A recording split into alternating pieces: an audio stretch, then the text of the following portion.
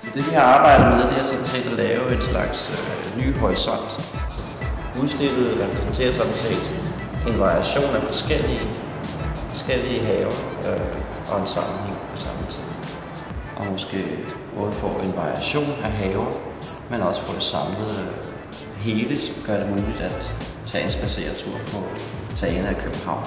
Og man kan sige, at de kan så smyge sig omkring tagene og lægge sig henover og passere og have forskellige højder. Og den kan også vokse op og markere sig som voliere-lignende strukturer i sammenhæng med Københavns eksisterende tårn. Samtidig har vi forsøgt at arbejde med refleksioner, sådan at kanterne af den her nye horisontelle have, den kan spejle lyset tilbage til gadeplan.